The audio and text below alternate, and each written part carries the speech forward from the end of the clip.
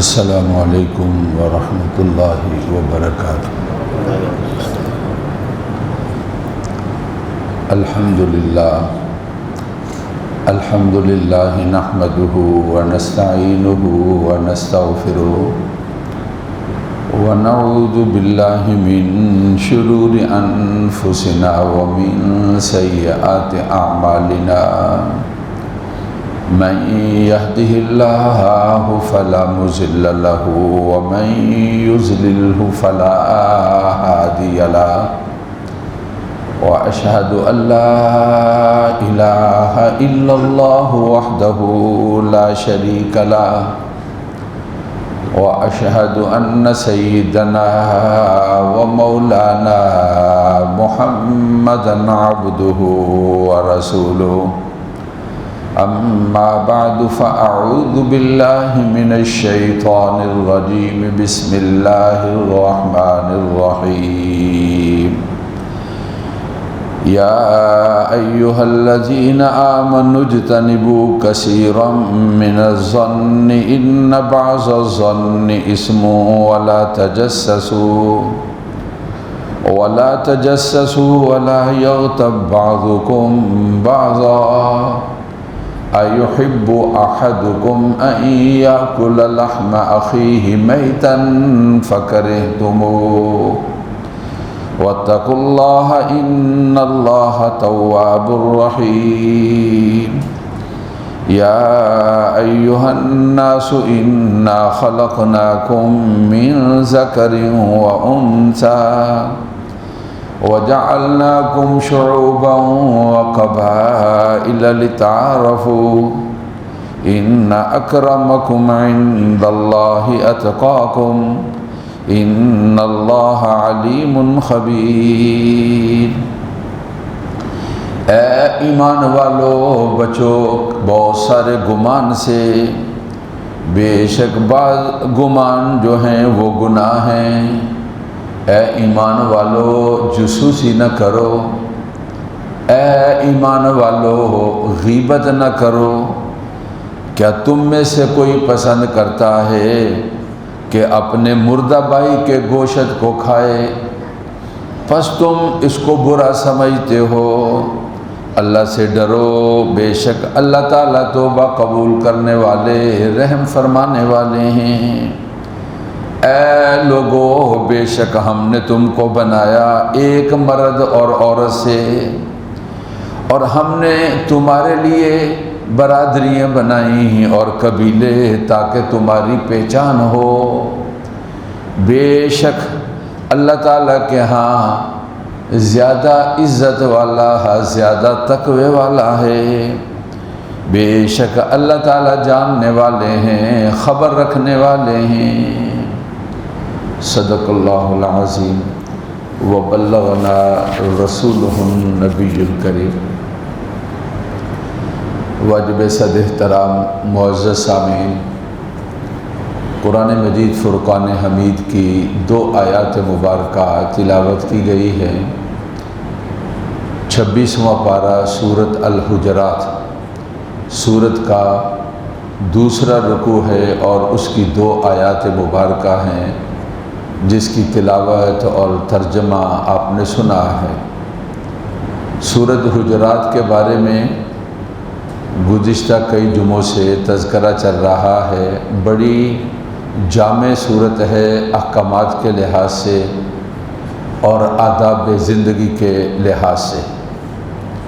گزشتہ جمعے غیر حاضری تھی، اللہ تعالیٰ نے اس جمعے آپ کے ساتھ ملاقات کا اور یہاں جمعے کا جو ہے اللہ کی ذات نے موقع دیا ہے۔ حالات سیلاب اور پانی اور لوگوں کے نقصانات، مختلف قسم کے حالات چل رہے ہیں۔ ربیع الاول کا مہینہ بھی ہے، رسول اللہ صلی اللہ علیہ وسلم کی حیات طیبہ اور سیرت مبارکہ اور آپ صلی اللہ علیہ وسلم کی تعلیمات کا تذکرہ یہ بھی ضروری ہے۔ تو آپ صلی اللہ علیہ وسلم کے تعلیمات، اس کا تذکرہ کرنا یہ آپ کا تذکرہ ہے۔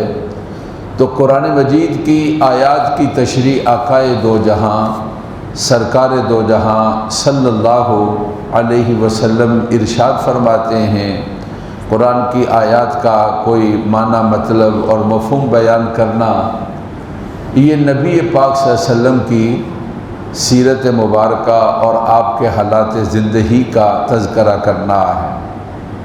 قرآن ہم تک آپ کی وساطت سے آیا اور قرآن کو ہمیں آقائے دو جہاں سرکار دو جہاں صلی اللہ علیہ وسلم نے سمجھایا ہے، اور آپ کی وساطت سے قرآن مجید ہم تک جو ہے وہ پہنچا ہے۔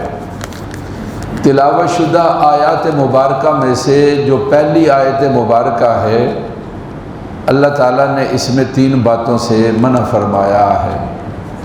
ایک تابع دار بندے کے لیے اپنے اللہ تعالیٰ کی باتوں کا عمل کرنا، جو آپ نے کہا کہ یہ کام کرو ان کاموں کو کرنا ہے، اور اللہ تعالیٰ کی جن باتوں سے اللہ تعالیٰ نے منع فرمایا ہے، ان کے نبی اور پیغمبر میرے اور آپ کے آقا محمد الرسول اللہ صلی اللہ علیہ وسلم نے ہمیں ان کے بارے میں بتا دیا ہے۔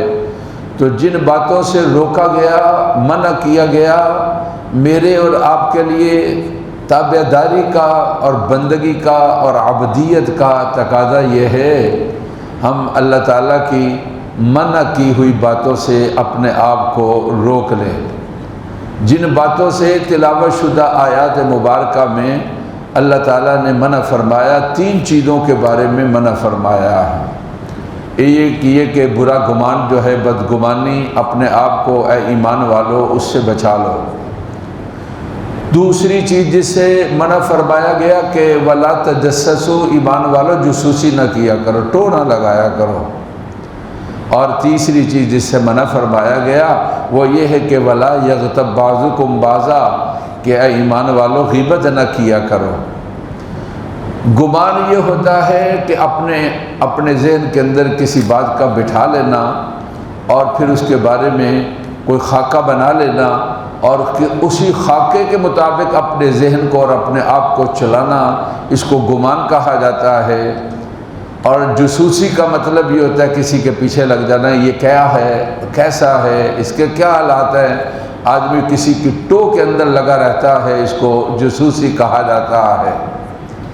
غیبت یہ ہے کہ اس کی عدم موجودگی میں اس کی برائی کا تذکرہ کرنا، اگر وہ سامنے ہو تو پھر اس کے سامنے تذکرہ نہ کیا جا سکتا ہو، اور اس کے سامنے تذکرہ کرنے سے اس کو تکلیف ہو، اور اس کے پس پش تذکرہ کرنا، اس کو غیبت کہا جاتا ہے۔ اللہ رب العزت کی ذات نے ان تینوں چیزوں سے منع فرمایا ہے۔ آدمی ان 3 باتوں میں جب غور کرتا ہے تو ایک بات مشترک ہے ہمارے معاشرے کے اندر، یعنی ہمارے گھریلو زندگی ہو یا ہماری یعنی بہن بھائیوں اور عزیز و اقربا کے ساتھ زندگی ہو، یا ازواجی زندگی ہو، یا دوست احباب کے ساتھ زندگی ہو، ہماری زندگی کا بہت بڑا جو سلسلہ ہے اور جس کی زندگی کے برباد اور خراب ہونے کی جو وجوہات ہیں، ان میں سے ایک برا گمان بھی ہے، ان میں سے جاسوسی بھی ہے، اور ان میں سے غیبت بھی ہے۔ ان چیزوں کی وجہ سے انسان کی معاشرت اور معاشرتی زندگی یہ تباہ و برباد ہو جاتی ہے۔ یہ جو کہتے ہیں منفی سوچ، یہ آج کے دور کے اندر منفی سوچ نے ہمارے ہاں ہر جگہ پر، ہر معاملے کے اندر ہماری سوچ منفی ہو چکی۔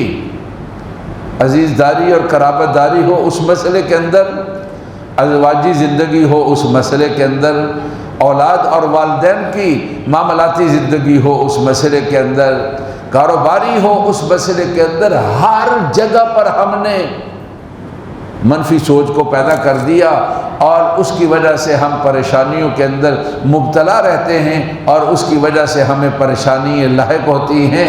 اللہ تعالیٰ نے اس سے منع فرما دیا۔ جو آدمی اپنی فکر کو ٹھیک کر لیتا ہے، بڑی راحت والی بات ہے، بڑے دل کو سکون دینے والی بات ہے، قلبی لحاظ سے بڑی ٹھنڈک اور اطمینان دینے والی بات ہے ذرا سا آدمی اپنے مائنڈ کو چینج کر لے اور اپنی فکر کو چینج کر لے اور اپنی سوچ کو چینج کر لے، دونوں طرح کے خیالات اور گمان بن سکتے ہیں، اور آدمی اپنے خیال کو اور اپنے گمان کو صحیح طرف پھیر دے، اپنے دماغ کو، دل کو سکون ملتا ہے اور اطمینان ملتا ہے اور راحت ملتی ہے۔ اسی کو اگر آدمی الٹی طرف لے جائے، جس کو منفی کہا جاتا ہے، جس کے بارے میں دیکھ دیکھ کر ہمارا دماغ بن چکا ہے، ہمارا ذہن اس کے بارے میں پکا ہو چکا ہے، اور ہماری فکر اس سے ٹلتی نہیں ہے، اور ہماری فکر اور ہمارا خیال اس سے ہٹتا ہی نہیں ہے۔ ہم ہر مسئلے کے اندر جو منفی باتیں ہیں وہ ہمیں بہت سمجھ آتی ہیں، اور ان باتوں کو ہم بہت لیتے ہیں، اور اس سلسلے کے اندر ہمارا بڑا دھیان اور خیال ہوتا ہے۔ ابو بکر جساس، امام ابو بکر جساس، قرآن مجید کی تفسیر کے احکام القرآن ان کی کتاب ہے، قرآن مجید کی تفسیر کے وہ بہت بڑے امام ہیں، قرآن کا مطلب اور معنی بیان کرنے کے لحاظ سے وہ بہت بڑے امام ہیں۔ ان کی بات کو حضرت مفتی محمد شفیع صاحب رحمہ اللہ تعالیٰ علیہ نے معرف القرآن کے اندر تذکرہ کیا، کہا کہ جو گمان ہے نا وہ 4 طرح کے گمان ہیں۔ عام طور پر جو آدمی گمان کرتا ہے، ذہن کے اندر چیزیں سوچتا ہے، کتنی چیزیں ہیں جی؟ 4 طرح کے گمان ہیں۔ ایک گمان حرام ہے، اتنا غلط گمان ہے کہ اس گمان کو کیا کہا جائے گا کہ یہ گمان جو ہے حرام ہے، اور دوسرا گمان جو ہے وہ واجب ہے، اور تیسرا ایک گمان جو ہے وہ جائز ہے، اور چوتھا ایک گمان جو ہے وہ مستحب ہے اور مندوب ہے اور اولا ہے۔ حضرت امام ابو بکر جساس نے ان گمانوں کے بارے میں تذکرہ کیا اور ان کی تفصیل کو بیان کیا۔ جو گمان حرام ہے وہ اپنے اللہ رب العزت کے بارے میں برا گمان رکھنا، یہ حرام ہے۔ اللہ میرے اور آپ کے خالق و مالک اللہ تعالیٰ رازق ہیں۔ اللہ تعالیٰ کے بارے میں یہ ذہن میں بٹھا لینا کیا کہ مجھے اللہ تعالیٰ عذاب ہی دیں گے، اور اللہ تعالیٰ مجھے جو ہے تکلیف ہی کے اندر مبتلا کریں گے، اور مجھے اللہ تعالیٰ تکلیف ہی میں مبتلا کرتے ہیں۔ اس دنیا کے اندر بھی میرے بارے میں میرے اللہ کا فیصلہ یہ ہے، اور آخرت کے اندر بھی میرے بارے میں میرے اللہ کا فیصلہ یہ ہے۔ اللہ تعالیٰ کے بارے میں یہ گمان بنا لینا اور اپنے ذہنوں کے اندر یہ فکر بنا لینا اور یہ سوچ کر لینا، یہ حرام ہے، بہت بڑا گناہ ہے۔ ایک حدیث مبارکہ کے اندر ہے، آپ صلی اللہ علیہ وسلم نے فرمایا، انا عند ظن عبدی، میں اپنے بندے کے گمان کے مطابق ہوں، یعنی میرے بارے میں جس طرح میرا بندہ میرا گمان کرتا ہے، میرے بارے میں گمان کرنے کا مطلب خیال رکھنا، جس طرح میرا بندہ میرے بارے میں گمان رکھتا ہے، خیال رکھتا ہے، آنا عند ظن عبدی، میں اپنے بندے کے گمان کے لحاظ سے اس کے ساتھ معاملہ کرتا ہوں اور اس کے ساتھ فیصلہ کرتا ہوں۔ پاک پیغمبر صلی اللہ علیہ وسلم نے فرمایا، یہ حدیث قدسی ہے کہ اللہ تعالیٰ کا فرمان ہے، میں اپنے بندے کے گمان کے مطابق ہوں۔ جب ان کا فیصلہ یہ ہے، جب ان کا فیصلہ یہ ہے کہ اللہ تعالیٰ کا فرمان یہ ہے کہ میں اپنے بندے کے گمان کے مطابق ہوں، تو کیا بندوں کا گمان کیا ہونا چاہیے جی؟ بندے کا گمان ہر مسئلے کے اندر جہاں پر اللہ رب العزت کی ذات آتی ہے اور جہاں تک پر اللہ رب العزت کی بات آتی ہے، بندے کا ہر وقت گمان جو ہے وہ بہتر ہونا چاہیے اور اچھا ہونا چاہیے۔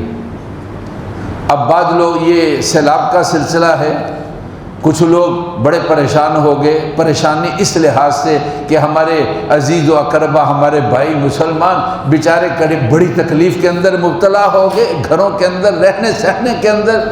اب انہوں نے کئی گمان قسم کے بنا لیے، ان میں سے گمان یہ ہے کہ اب ہمارا کیا ہوگا، کام کاج حرج ہو جائے گا اور ہمارا بڑا نقصان ہو جائے گا، ہمارا جو ہے اس کے اندر بڑا حرج ہو جائے گا اور یہ ہو جائے گا وہ ہو جائے گا۔ اور میرے بھائی اللہ تعالیٰ کے بارے میں اچھا گمان رکھو کہ میرا اللہ ہمارے ان بھائیوں کے بارے میں بھی اور ہمارے ان مسلمانوں کے بارے میں بھی، ہمارے ان پاکستانیوں کے بارے میں بھی، ہمارا اللہ ان کے بارے میں بھی اچھا فیصلہ فرمائے گا، اور ہمارے اللہ تعالیٰ ہمارے بارے میں بھی اچھا فیصلہ فرمائیں گے۔ ہر مسلمان کے لیے اس طرح کا گمان رکھنا ہے، اور بدگمانی والا اپنے اللہ تعالیٰ کے بارے میں کوئی چیز بات ذہن کے اندر لانا یہ حرام ہے۔ اور یہ آپ سمجھتے جو بڑا گناہ ہوتا ہے اس کو کیا کہتے ہیں جی؟ کہ یہ حرام ہے، تو گویا کہ یہ بہت بڑا گناہ ہے اس طرح اپنے اللہ تعالیٰ کے بارے میں گمان رکھنا۔ جب انہوں نے کہا میرا بندہ جو میرے بارے میں گمان رکھتا ہے، جب ہم یہ سمجھتے ہیں کہ رازق اللہ تعالیٰ کی ذات ہے، رزق دکان نہیں دیتی، رزق کام نہیں دیتا، رزق محنت نہیں دیتی۔ ہاں حکم ہے کہ دکان کھولو اور کام کرو اور محنت کرو، رزق کب ملے گا؟ میرے اللہ جب چاہیں گے تو رزق ملے گا۔ اپنے اللہ کی ذات پر جو اس اعتماد اور بھروسے کے ساتھ اپنے رزق کے اڈے پر اور رزق کے کام کی طرف جاتا ہے، بارش ہو، دھوپ ہو، گرمی ہو یا سردی ہو، جس طرح کا گمان کر کے نکلتا ہے، میرے اللہ تعالیٰ اس بندے کے ساتھ اسی کے گمان کے مطابق معاملات جو ہے وہ کر جاتے ہیں۔ چونکہ میرا بھی تھوڑا سا کام کاج کے ساتھ، بزنس کے ساتھ تعلق ہے، میں نے جو ایک سبق پڑھا، آج لوگ کہتے ہیں جی کیش، اس کا آج تصور ہی نہیں ہے، کیش کے ساتھ کام کہاں ہو سکتا ہے، یہ تجارت کہاں ہو سکتی ہے، اور اس کے اندر کاروبار۔ میں نے اس دور کے اندر بھی دیکھا جنہوں نے اپنے اللہ کی ذات پر اعتماد کر لیا، اور ہم نے اپنی چیز کو اس طرح فروخت کرنا ہے، اور گاہک ہمارے اللہ لائیں گے۔ یہ کریڈٹ دینا یا ادھار دینا یہ گاہک کو نہیں لائے گا، گاہک میرے اللہ تعالیٰ جس نے اعتماد کیا۔ اس دور کے اندر بھی روزانہ ان کا کام ہوتا ہے، اور 100% کام ہوتا ہے، اور دوسروں سے بہتر کام ہوتا ہے، اور بالکل کیش کے اوپر کام ہوتا ہے۔ اس دور کے اندر بھی ہم دیکھتے ہیں جو بندے اپنے اللہ تعالیٰ کے ساتھ گمان رکھتے ہیں۔ ہمارے استاد مکرم مولانا تقی عثمانی صاحب ان کے بھانجے ہیں، مکتبہ ادارہ اسلامیات یہ نارکلی پرانی لاہور کے اندر ہے، کہنے لگے بارش کا موسم تھا، جس طرح آ جائے اللہ تعالیٰ اس موسم کو اور بارشوں کو ہمارے لیے رحمت بنائے، اور اس کے عذاب سے اور نقصان سے اللہ بچا لے، سیلاب سے بچا لے۔ میں نے کہا جی آج کون آئے گا، گھر بیٹھتے ہیں بارش ہے۔ جس طرح کہ آج کا سست نوجوان یہ سوچتا ہے، بہانہ سوچتا ہے، اور اپنے آپ کو یہی دیکھتا ہے کہ باہر دیکھتا ہے دھوپ نہیں ہے، چلو بیٹھے رہو۔ کہتے ہیں ذہن میں آیا، پھر میرے ذہن میں مان یہ آیا، میرا کام یہ نہیں ہے کہ میں رزق جا کر کسی کے جیب سے پیسے نکالوں گا اور گاہکوں کو پکڑ کر لاؤں گا کہ آ جاؤ میری دکان پر۔ میرا کام تو یہ ہے کہ اپنا اڈے پر جا کر بیٹھ جانا اور دکانداری کو کھول لینا ہے۔ کہتے ہیں جی عجیب، میں نے اپنے اللہ تعالیٰ کی، میں نے اپنے اللہ کے اوپر یہ اعتماد کیا اور یہ بھروسہ کیا اور یہ گمان کیا کہ رازق میرے اللہ ہیں۔ میں دکان پر بیٹھا، بارش کا موسم تھا، مکتبہ اسلامی ادارہ اسلامیہ دینی کتابوں کا مکتب ہے، کہتے ہیں میں وہاں پر بیٹھا۔ پرانی انارکلی کو لوگ لاہور جانتے ہیں کہ وہ اسی طرح جس طرح ہمارا یہ سول لائن کا علاقہ ہے، ذرا سا بارش ہو تو باہر پانی کھڑا ہو جاتا ہے، بہانہ ہوتا ہے بارش کا، اور پانی جو ہے وہ اسی وقت کھڑا ہو جاتا ہے۔ کیوں جی صادق صاحب؟ پرانی انارکلی بھی اسی طرح ہے۔ کہتے ہیں میں نے دیکھا کہ بارش لگی ہے، ایک صاحب چھتری اٹھائے ہوئے اور میری دکان کی طرف آ رہے ہیں، کسی کو دیکھا اس نے اپنے پانچوں کو اٹھایا ہوا ہے، اور میں نے کہا کہ اے میرے اللہ، آپ رزق دینے والے ہیں، میں نے جو آپ کے بارے میں فکر کی تھی اور جو میں نے آپ کے اوپر اعتماد کیا تھا، میں بتانا کیا چاہ رہا ہوں اللہ کے بارے میں بدگمانی رکھنا یہ حرام ہے۔ بعض گمان حرام ہیں، ان میں سے اپنے اللہ رب العزت کے بارے میں اس طرح کا خیال کرنا کہ میرے اللہ کا میرے بارے میں یہی فیصلہ ہے کہ مجھے اچھا کام نہیں ملے گا، میرا کاروبار نہیں چلے گا، اور میرے لیے خوشیوں کا انتظام نہیں ہوگا، اور میرے لیے یہ سلسلہ نہیں ہوگا، اور میری دنیا بھی اسی طرح ہے اور میری آخرت بھی اسی طرح ہے، یہ حرام ہے۔ یعنی کیا مطلب حرام ہونے کا؟ یہ گناہ کبیرہ ہے اور ایسا کسی مسلمان کے لیے نہیں کرنا چاہیے۔ ایک حدیث پاک کے اندر ہے، آپ صلی اللہ علیہ وسلم نے فرمایا لا یموتن احدکم الا ہوا یحسن الظن باللہ، اے ایمان والو تم میں سے جب کسی کی موت آئے اس وقت تمہارا اپنے اللہ کے ساتھ اچھا گمان ہونا چاہیے۔ مجھ سے غلطیاں تو ہوئیں، میں کوتاہیاں تو کرتا رہا، یعنی مطلب کیا؟ ساری زندگی اپنے اللہ کی ذات پر اعتماد اور بھروسہ اور اچھا گمان ہونا چاہیے۔ غلطیوں کا میں پتلا ہوں، مجھ سے کوتاہیاں ہوتی ہیں اور میں اقرار کرتا ہوں، لیکن وہ بڑے رحیم ہیں اور وہ بڑے مہربان ہیں اور ان کی رحمتیں بڑی وسیع ہیں۔ واسعت کل شیء، رحمتی انہوں نے کہا ہے، رحمتی واسعت کل شیء، میری مہربانی اور رحمتیں ساری کی ساری چیزوں سے بڑی ہیں اور وسیع ہیں۔ میرے اللہ مہربانی فرمانے والے ہیں۔ فرمایا رسول اللہ صلی اللہ علیہ وسلم نے جب تک تمہاری موت آئے، یعنی کیا مطلب؟ ساری کی ساری زندگی تم نے اپنے اللہ تعالیٰ کے ساتھ اچھا گمان رکھنا ہے اور اچھا خیال رکھنا ہے۔ کہتے ہیں کہ دو دوست تھے، ایک آدمی اچھا تھا اور ایک آدمی ذرا اچھا نہیں تھا، اس کے اعمال اچھے نہیں تھے۔ جو اچھا آدمی تھا نا، وہ اپنے دوست کو، یہ یعنی رسول اللہ صلی اللہ علیہ وسلم کے زمانے کا واقعہ ہے، آپ صلی اللہ علیہ وسلم نے بیان کیا، یہ حدیث پاک ہے۔ تو یہ دوسرا آدمی جو ہے نا، وہ جو نیک وکار تھا، اچھا آدمی تھا، اپنے اس بھائی کو، اپنے دوست کو کہنے لگا اللہ کی قسم اللہ تیری مغفرت نہیں کریں گے۔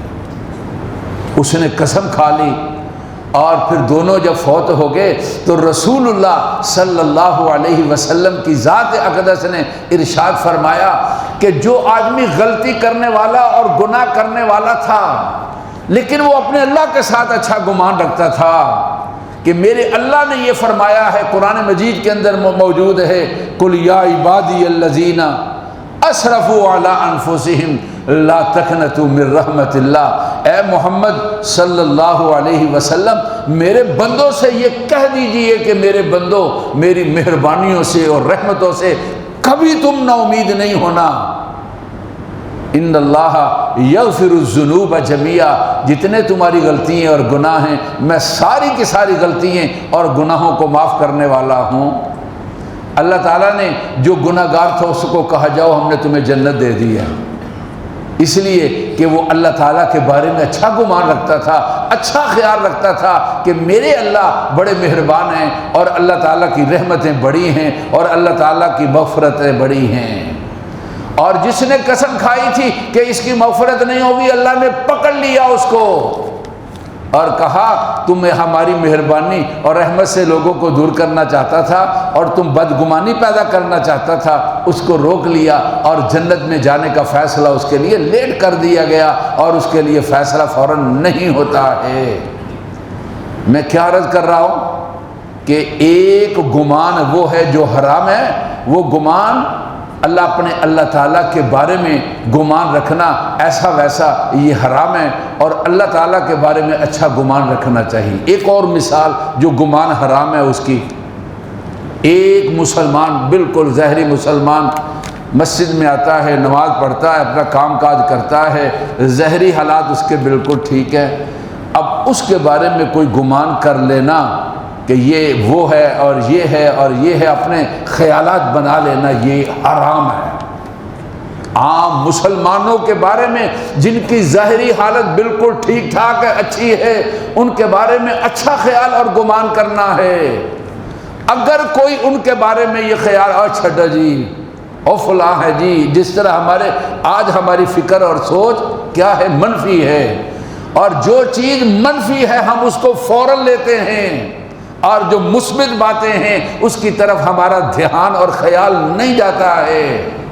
اللہ تعالیٰ نے ارشاد فرمایا یا ایھا الذین آمنوا اجتنبوا کثیرا من الظن، اور لوگوں بہت گمانوں سے اپنے آپ کو بچا لیا کرو، اس لیے کہ ان میں ایسے گمان بھی ہوتے ہیں جو گناہ ہوتے ہیں۔ یہ ہے کہ اللہ تعالیٰ کے بارے میں اس طرح کا گمان رکھنا کہ میرے ساتھ یہی معاملہ ہوگا، اور اللہ کے جو بندے ظاہری لحاظ سے ان کے حالات بڑے بہتر ہیں، اور ان کے بارے میں اپنے ذہن میں بٹھا لینا کہ یہ وہ ہیں اور یہ ہیں، جس طرح کہ میرا اور آج آپ کا ذہن ہے یہ حرام ہے اور یہ گناہ کبیرہ ہے۔ تو 4 طرح کے گمان ہیں، حافظ ابو بکر جساس احکام القرآن کے اندر جو بیان کرتے ہیں، اور ایک گمان ایسا ہے جو واجب ہے۔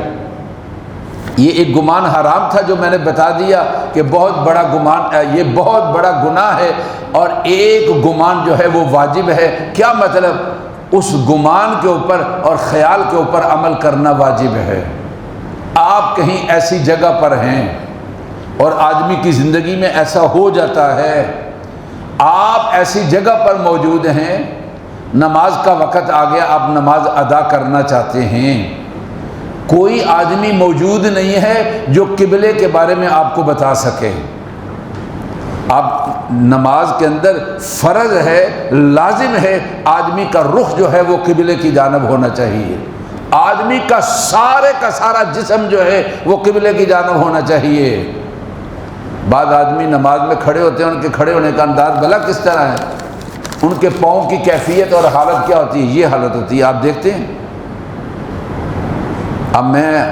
اب میں نے آپ کو بتا دیا نا، بعد میں دیکھ لینا کہ سنتوں کے اندر ایسے کھڑے ہیں، نہیں، اپنے پاؤں کا رخ بالکل، انگلیوں کا رخ بالکل سیدھا ہونا چاہیے، اس طرح رخ کر دینا گویا کہ اپنے جسم کے ایک حصے کا قبلے سے پھیر دینا ہے، اور آدمی کے سارے جسم کے حصے کا رخ کس طرف ہونا چاہیے جی؟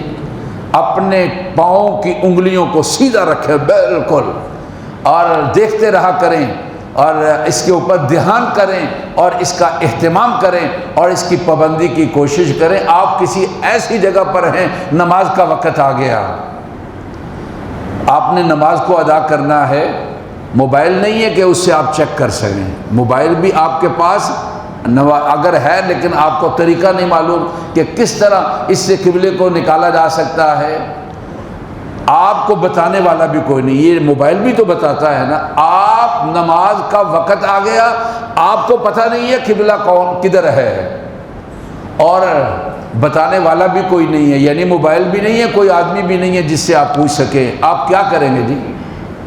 اس وقت آپ گمان کریں گے، اپنی عقل سے، شعور سے سوچیں گے، فکر کریں گے، آپ دنیا کے کس علاقے کے اندر ہیں؟ پاکستان ہے تو سورج کس طرف جاتا ہے؟ مغرب کی جانب، جس طرف سورج جا رہا ہے اس کو کہتے ہیں مغرب۔ تو مکہ معظمہ بیت اللہ کس جانب ہے جی؟ مغرب کی جانب ہے۔ آپ سورج کو دیکھیں گے، اندازہ لگائیں گے، اور اس اندازے سے آپ پھر اس کے بعد جو ہے قبلے کو متعین کریں گے۔ اگر آپ یورپ کے اندر ہیں تو وہاں جو ہوتا ہے وہ سورج جو ہے وہ مشرق کی جانب، یہاں اس طرف جاتے ہیں نا، جب جہاز چلتا ہے سعودیہ گزر جاتے ہیں، آگے برطانیہ جانے والے سیدھا آگے چلے جاتے ہیں، اور یعنی جہاز پر نماز پڑھ رہے ہوتے ہیں اس طرف، جس طرف جہاز جا رہا ہے، اور جب مکہ سے جہاز گزر جاتا ہے اور پھر نماز کو کس طرح پڑھتے ہیں؟ جس طرف سے جہاز آ رہا ہوتا ہے۔ اب انگلینڈ وغیرہ وہاں پر قبلہ جو ہے وہ مشرق کی جانب ہے، تو آدمی کسی ایسی جگہ پر ہے وہ متعین نہیں کر سکتا کہ قبلہ کس طرف ہے، اور کوئی بتانے والا نہیں ہے، تو اس کے لیے کیا ہے جی؟ وہ اپنا گمان کرے گا، اور اپنے گمان کے لحاظ سے، اپنے اندازے کے لحاظ سے جس طرف اس کا گمان، خیال اور اندازہ جائے گا، اس طرف قبلے کا رخ سمجھ کر نماز کو ادا کرے گا۔ اور بعد نماز ادا کرنے کی کسی نے آ کر کہا ہو آپ نے تو غلط رخ کی طرف نماز کو ادا کر دیا، نماز ہو گئی ہے، اس کو لوٹانے کی ضرورت ہے، اس لیے کہ اس وقت نمازی کے لیے حکم یہ تھا کہ قبلہ رخ جو ہے اپنے گمان اور خیال کے لحاظ سے متعین کرے۔ تو تو اس کو کہتے ہیں کہ یہ گمان کرنا واجب تھا، یہ گمان واجب تھا۔ ایک گمان حرام ہوتا ہے اور یہ گمان جو ہے واجب ہوتا ہے، اور بعض دفعہ گمان جو ہوتا ہے وہ جائز ہوتا ہے۔ مثلا آپ نماز کو ادا کر رہے ہیں، اب جمعے کے بعد آپ نے 4 رکعت ادا کرنی ہے، جمعے کے بعد جو سنتیں ہیں وہ 6 ادا کرنی چاہیے۔ کتنی جی؟ پہلے 4 ادا کریں، پھر اس کے بعد 2 ادا کریں۔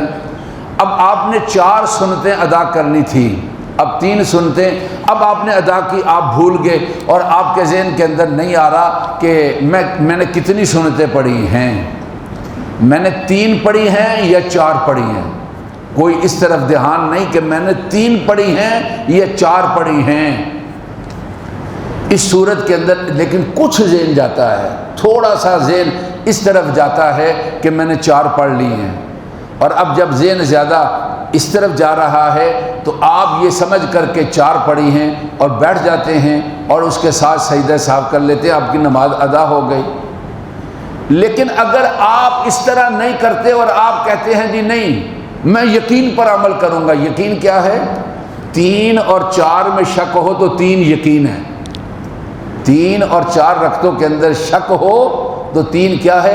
یقینی ہے، اور آپ یقین پر عمل کر لیتے ہیں اور گمان پر عمل نہیں کرتے۔ وہ گمان جائز تھا، اس پر عمل کوئی نہیں کرتا اور یقین پر عمل کر لیتا ہے، تو اس طرح اس کے لیے یقین پر عمل کرنا بھی ٹھیک ہے۔ لیکن بتایا میں نے یہ گمان اس صورت کے اندر جب صرف تھوڑا سا خیال آتا ہے کہ شاید میری رکعتیں جو ہیں وہ 4 ہوئی ہیں، زیادہ خیال نہیں آتا ہے۔ اور چوتھا گمان یہ ہے جو مستحب گمان ہے، کسی آدمی کی ظاہری حالت کو دیکھو تو یہ خیال کرو یہ بڑا اچھا آدمی ہے۔ ہر مسلمان کے بارے میں قرآن مجید کے اندر اللہ تعالیٰ کا یہ فرمان ہے وَلَوْلَا إِذْ سَمِعْتُمُوهُ ظَنَّ الْمُؤْمِنُونَ خَيْرًا، لوگوں ایسا کیوں نہیں ہوا جب تم نے اس بات کو سنا تو مومنوں کے بارے میں تمہارا خیال جو ہے وہ اچھائی کا خیال ہوتا اور بلائی کا خیال ہوتا۔ ایک مسلمان اس کی ظاہری حالت بالکل ٹھیک ٹھاک ہے، ان ظاہری حالات کو دیکھ کر اس کے بارے میں گمان اچھا رکھنا یہ مندوب ہے اور یہ مستحب ہے۔ یعنی میں نے بتایا کیا، قرآن نے 3 چیزوں سے منع فرمایا ہے، گمان نہ کرو، اس کا مطلب منفی سوچ نہ رکھو۔ منفی سوچ کا مطلب ہر ایک چیز ہے وہ ذومانہ چیز ہے، اور اس کا کئی اچھا مطلب بھی نکل سکتا ہے اور برا مطلب بھی نکل سکتا ہے۔ آپ اس کا جو اچھا مطلب ہے اس مطلب کی طرف اپنے ذہن کو لے جائیں، اس کو کہتے ہیں مثبت سوچ، اور آپ اگر اس سے غلط مطلب کو نکالتے ہیں تو اس کو کہا جاتا ہے منفی سوچ۔ تو قرآن نے فرمایا کیا ایمان والو گمان نہ کرو۔ دوسری چیز جو ارشاد فرمائی وہ یہ ہے کہ ولا تجسسوا، ایمان والو ٹو کے اندر نہ لگو۔ ٹو سمجھ تو جاسوسی، اس کا ہماری زبان کے اندر ترجمہ یہ کیا جاتا ہے ٹو۔ اس نے سفید کپڑے پہنے، یہ کہاں سے پہنے ہیں؟ یہ گاڑی میں آتا جاتا ہے، یہ آتا ہے تو اس کے ہاتھ کے اندر تھیلا ہوتا ہے، یہ کیا ہوتا ہے؟ یہ کہاں سے صبح جاتا ہے؟ اور تم چوکیدار ہو یار، اپنی فکر کرو۔ تم نے کہا پورے محلے کا بوجھ اپنے سر پر اٹھا رکھا ہے، ہر ایک کے اوپر نظر ہے، یہ کہاں جاتا ہے اور یہ کہاں سے آتا ہے اور اس کے پاس کہاں سے آتا ہے؟ تمہاری یہ ذمہ داری نہیں ہے۔ تو فرمایا ولا تجسسوا، ایمان والو جاسوسی نہ کرو۔ اور تیسری چیز یہ ارشاد فرمائی ولا یغتب بعضکم بعضا۔ آج میں نے گمان کے بارے میں بیان کر دیا، جاسوسی کے بارے میں اور غیبت کے بارے میں۔ انشاءاللہ آئندہ جمعے تذکرہ چلے گا، آئندہ جمعوں میں تذکرہ چلے گا۔ اللہ تعالی ہماری فکر اور سوچ کو مثبت بنا دے۔ آج جو معاشرے نے منفی سوچ کے ساتھ تباہی اور بربادی کو لیا ہے، ہر جگہ پر ہر معاملے کے اندر ہم اس چیز کو ہمارا ذہن جو ہے منفیت کی طرف جاتا ہے۔ ہم اللہ کرے منفی کے اندر بھی مثبت پیدا کر لیں۔ بارش ہوئی ہے، چھوٹے بچوں کو اوپر لے جا رہے ہیں۔ اللہ کرے منفی کے اندر بھی ہم مثبت کو نکالنے والے ہوں، نہ یہ کہ مثبت بات ہے اس کے اندر ہم منفی باتوں کو نکالتے ہیں۔ اللہ کی ذات نے اس سے منع فرمایا۔ اللہ مجھے بھی اور آپ کو بھی قرآن اور حدیث کی تعلیمات پر عمل کرنے کی توفیق نصیب فرمائے، اور ربنا تقبل منا انک انت السمیع العلیم سنتے ادا فرمائے۔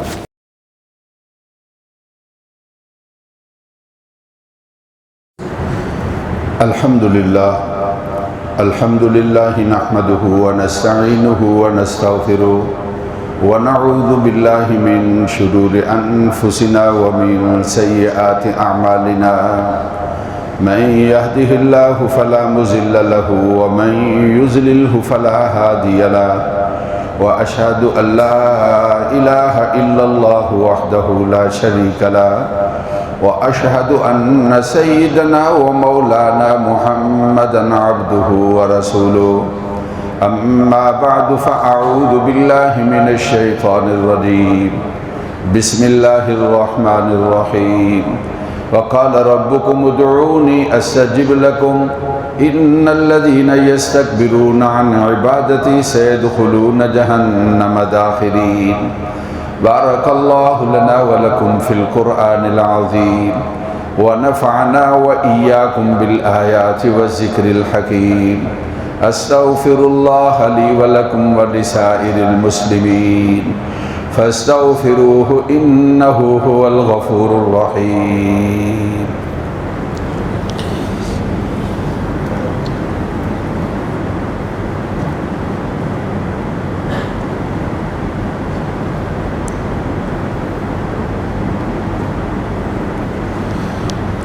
اللہ تعالیٰ بارش کے نقصانات سے اور سیلاب کی تباہی سے اللہ محفوظ فرمائے، ناگہانی آفات اور حوادثات اور اموات سے اللہ بچائے۔ جتنے لوگ متاثر ہوئے اللہ تعالیٰ ان کے لیے آبادی کا بہترین انتظام فرمائے، اور جو فوت ہوئے اللہ تعالیٰ ان کی مغفرت فرمائے۔ وطن عزیز کو ہمیشہ اس طرح کے حوادثات سے اللہ تعالیٰ بچا لے۔ مسجد کے ایک ساتھی ہیں بھائی صدیق صاحب، بیمار ہیں، انہوں نے دعا کی درخواست کے لیے کہا ہے، اللہ ان کو صحت کاملہ نصیب فرمائے اور سارے مریضوں کو صحت کاملہ نصیب فرمائے۔ مجھے ایک پیغام آیا، جھگڑا ہے میاں بیوی کا، وہی بات جو میں بیان کر رہا تھا، بدگمانی۔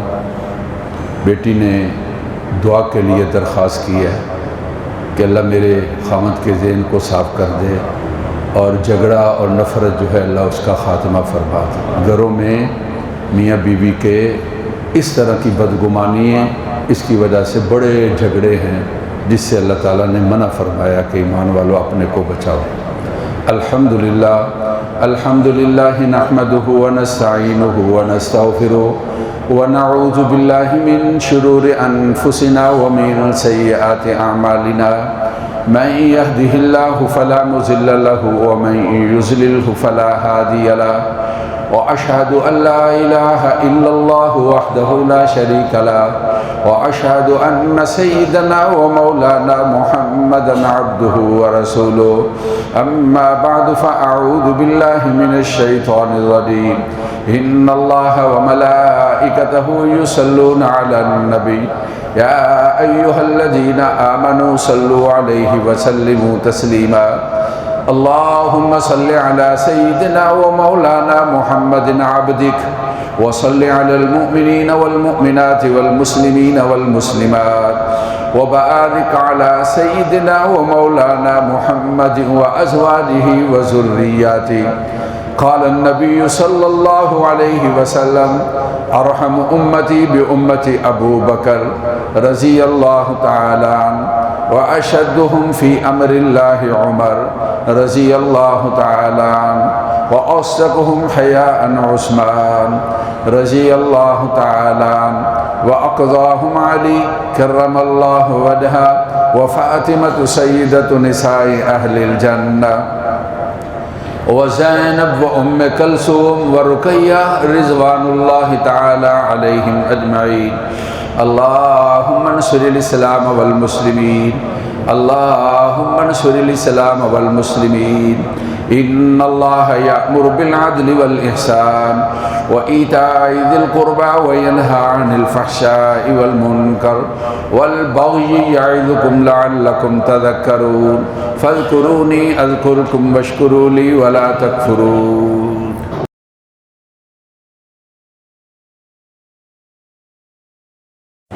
اللہم صلی علی سیدنا و مولانا محمد وعلی آل سیدنا و مولانا محمد وبارک وسلم۔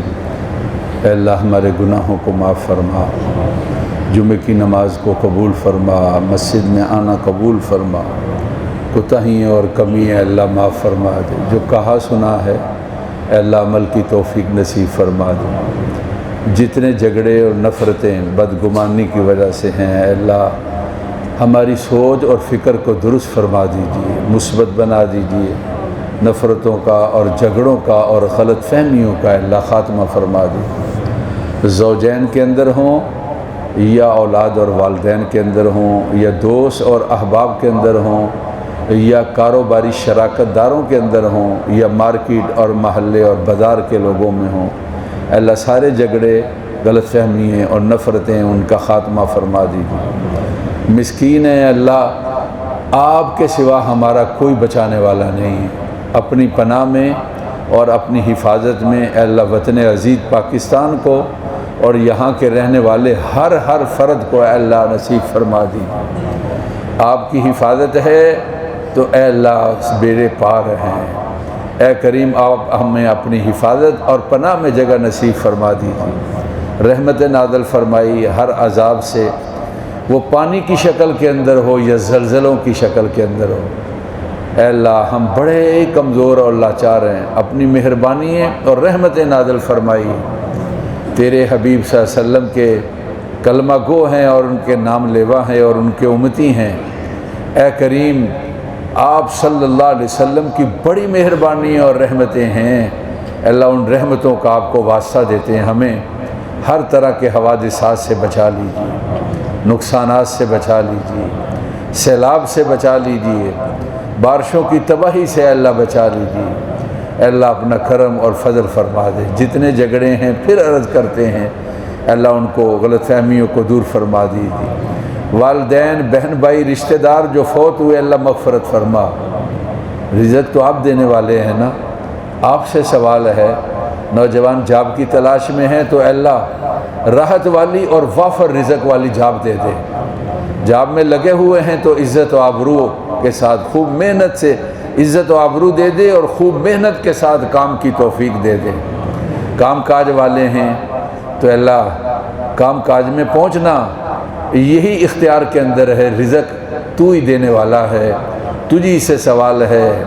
اللہم یا کافی الحاجات، اللہم یا حل المشکلات، آپ رازق ہیں، آپ سے رزق کا سوال ہے، رزق وافر نصیب فرما دیجیے۔ بوجھ قرضوں کا ہے تو اے اللہ انتظام فرما دیجیے ادائیگی کا۔ اگر لینے دینے کے معاملات کے اندر کہیں فرق ہے تو اے اللہ بہتر انتظام فرما دیجیے۔ دیگر معاملات ہیں تو درست فرما دیجیے۔ طیب، حلال، وافر، پاکیزہ رزق اے اللہ باسہولت نصیب فرمائی۔ ہماری دعائیں قبول فرما لے۔ بچے عزیز و اقربا دوسرے ملکوں کے اندر ہیں، اللہ وہاں سے خبریں خوشیوں والی نصیب فرما۔ ہر پریشانی سے اللہ بچا لینا۔